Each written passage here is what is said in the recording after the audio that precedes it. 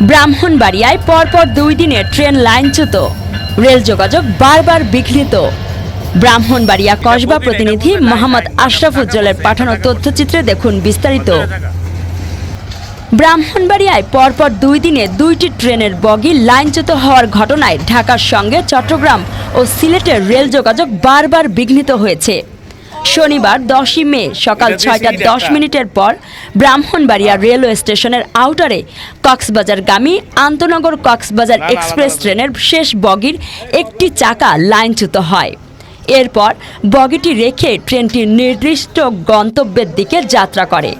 প্রায় 2 ঘন্টার উদ্ধার তৎপরতা শেষে সকাল 8:30টার দিকে উদ্ধারকারী ট্রেন এসে বগিটি সরিয়ে নেয়।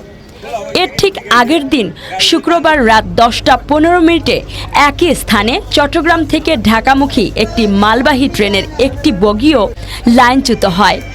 তখনও ঢাকার সঙ্গে চট্টগ্রাম ও সিলেটের রেল যোগাযোগ বন্ধ হয়ে পড়ে।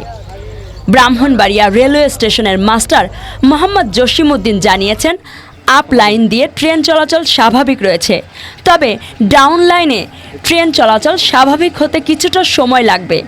ঘন ঘন এ ধরনের দুর্ঘটনা রেল অবকাঠামোর নিরাপত্তা নিয়ে প্রশ্ন তুলছে।